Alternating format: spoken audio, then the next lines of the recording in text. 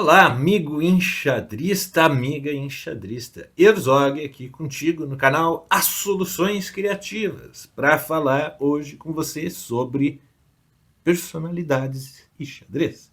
Vamos falar hoje de um enxadrista que é talvez o jogador mais amado do xadrez, a não ser pelo Alekhine. Alekhine detestava o nosso analisado de hoje, José Raul Capablanca.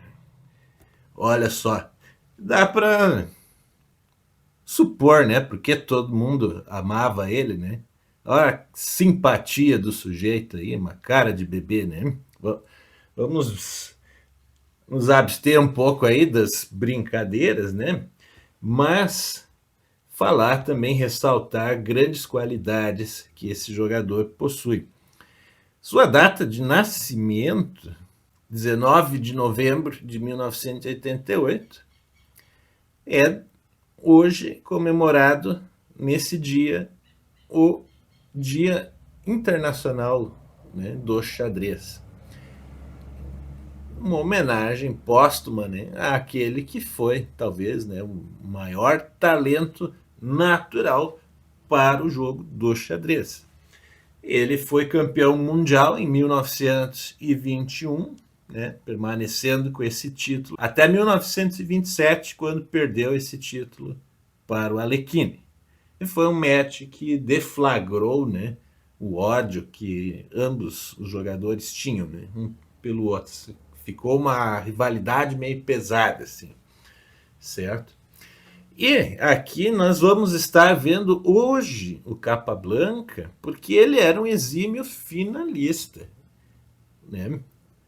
Tendo recebido assim muito destaque, inclusive com menções, né, do Botvinnik, que foi um grande estudioso do xadrez e que já esteve aqui neste canal, né?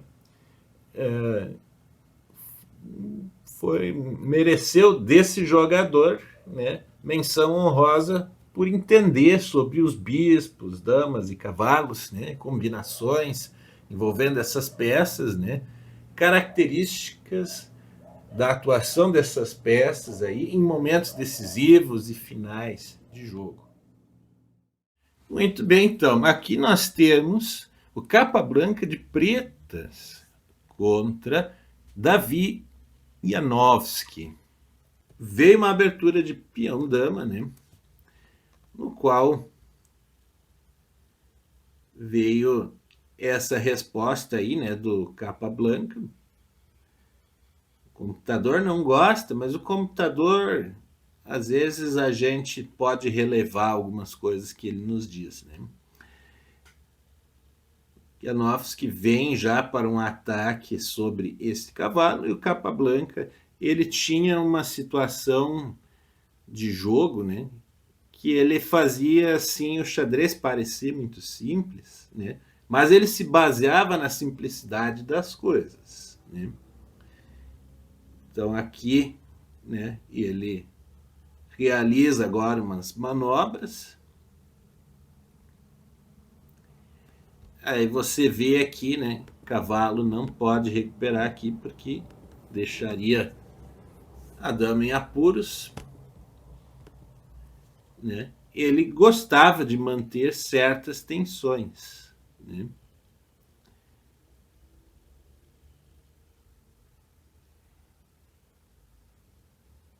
E aí os jogadores aqui também estão partindo para um jogo extremamente técnico. E o Capablanca tinha muito isso. O jogo dele era técnico, mas era naturalmente técnico, né?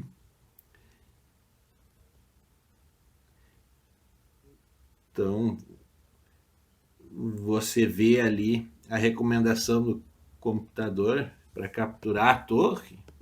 Inclusive, estranho, né, não ter visto Capablanca jogar isso, né? Porque capturar a torre aqui seria o mesmo que simplificar, que foi um dos conceitos que o Capablanca desenvolveu sobre finais, né? Simplificar as posições, né? E agora ele vem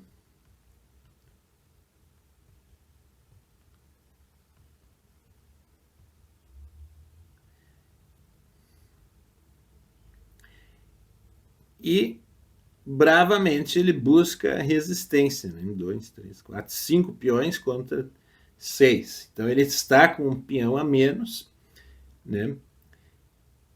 E ele pode, né, se a gente se basear apenas naquele momento ali que o computador mandava trocar as torres, né? Lance que ele fez depois, né, a gente pode ver que sim, né? Ele tem lá suas chances nessa partida, mas ele pode ter desperdiçado o momento de fazer corretamente aquele lance, né? Que o computador mandava pegar o peão, mas eu acho que ele fez certo. Só que agora ele começou a ficar sem lance, né? E aí, esta partida, né, vai se notabilizar por esse grupamento de peões que avança para cá. Enquanto nesta matemática aqui, né, ele teria que destruir essas forças aqui, ó, primeiro, depois liberar o caminho para os seus. Algo muito difícil. Muito, muito, muito difícil, né? Tanto é que nós vamos ver que não vai acontecer. Teve essas trocas aqui e após esse lance, ó, não há mais tempo, não há mais como evitar a promoção.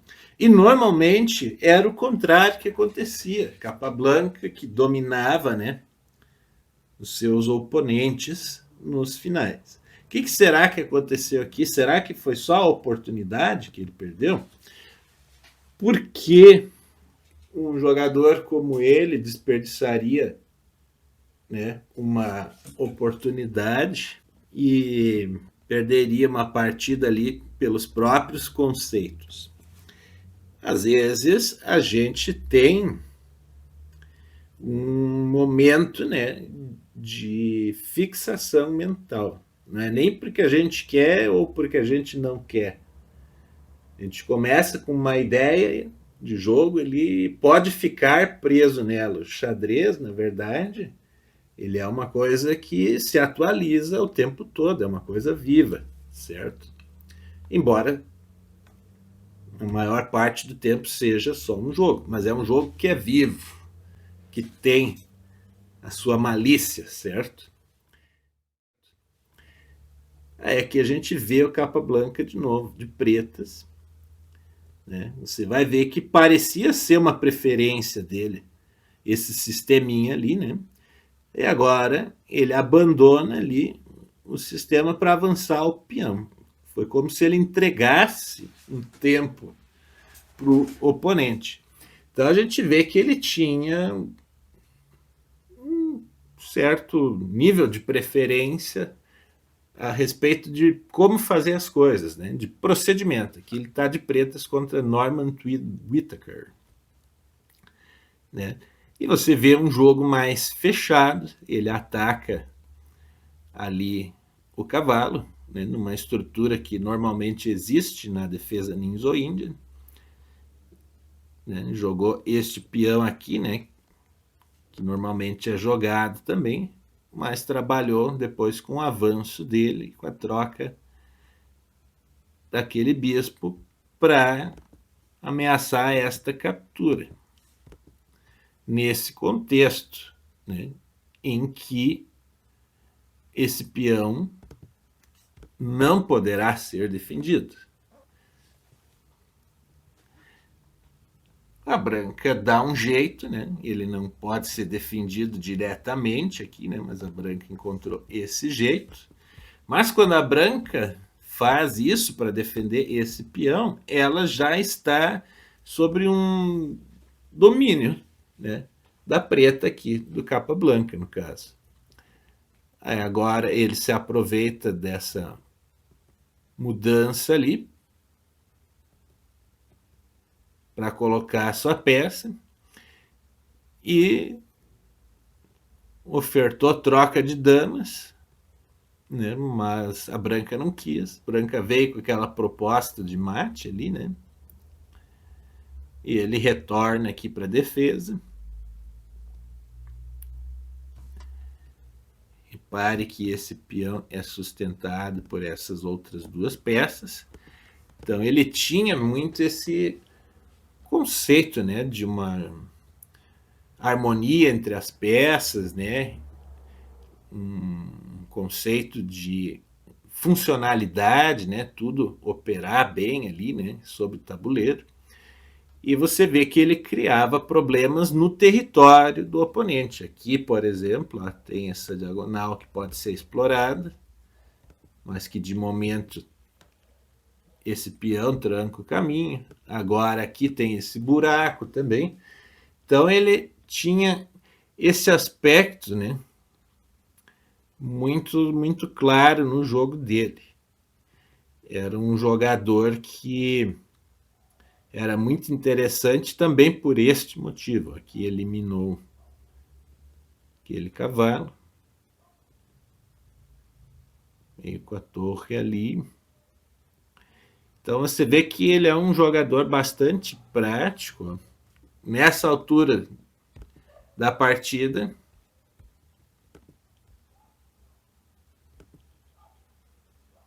ele tem um peão a menos, né? Você vê aqui que ele tem um peão a menos do que o oponente, mas repara como estão esses peões aí do oponente, né?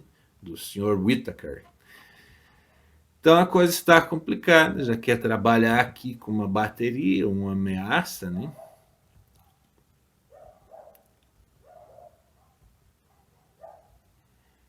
Veio ali este plano, uma super cravada aqui.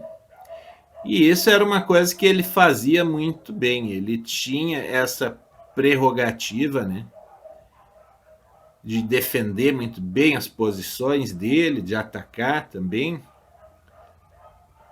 Né? Aí você vê que é um jogo de manobras a princípio, né? Aqui ele faz um blunder, mas é aquela coisa, blunder de gênio, né? Não chega a fazer diferença, né? É praticamente isso. Aí aqui ele tinha o padrão, né?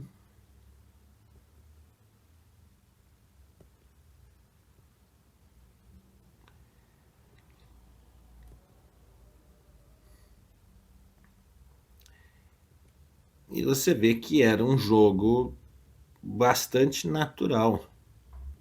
O jogo dele trabalhava aqui com essas ameaças, né? Mais simples, mais claras.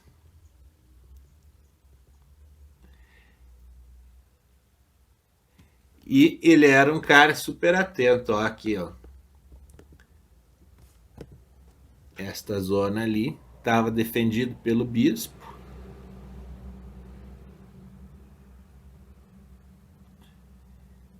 Veio este ataque ali.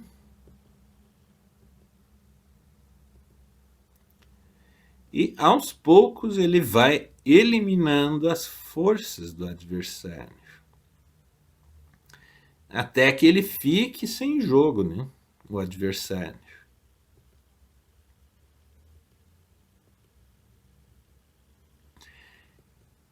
E aí você vê, né?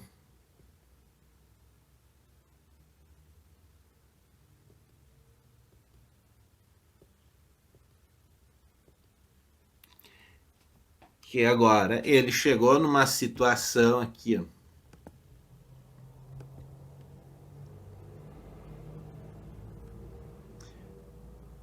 Que está tudo bem distribuído. Essa peça não captura aqui com cheque porque ela está cravada, né?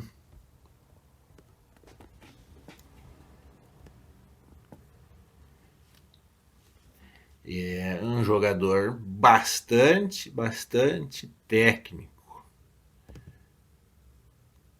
Você toparia enfrentar o Capablanca aí numa partida? Será que sim? Será que não? Acho que seria, né? Uma grande experiência. Então, quero falar para você de uma oportunidade envolvendo xadrez aqui e este canal. Mentoria rumo ao centro do jogo. Entenda sua percepção, domine sua reação e conquiste consistência.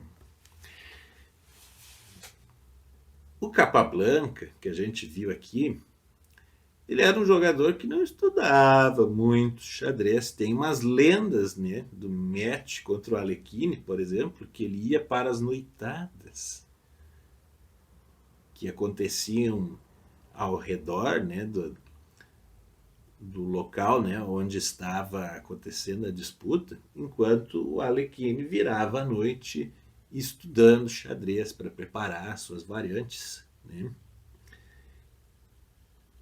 E ele tinha muito esse perfil boêmio, né? O Capablanca tinha esse jeitão mais malandro, que você vê inclusive na forma dele de jogar.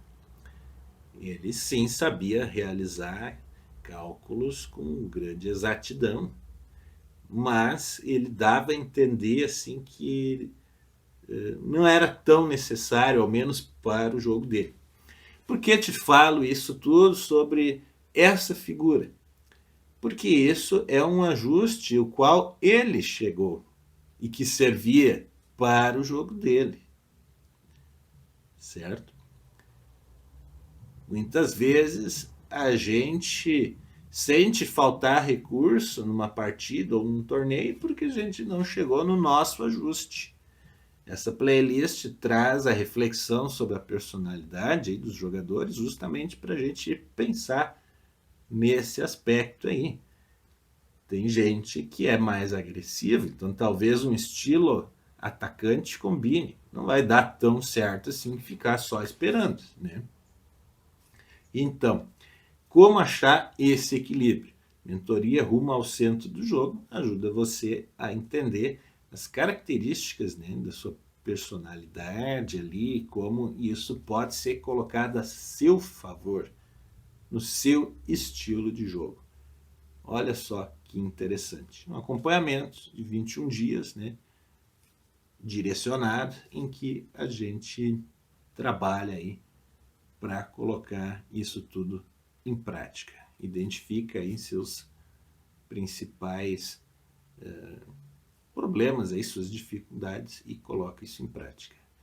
Quer saber mais? Clica no link da descrição aí para que você possa obter o seu orçamento, certo?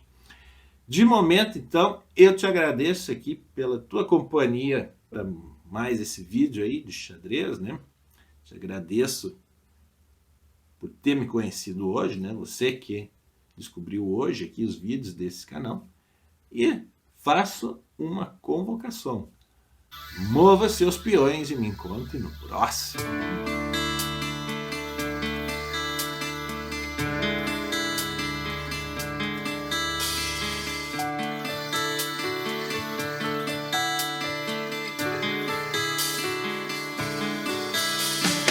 O que dizer da vida?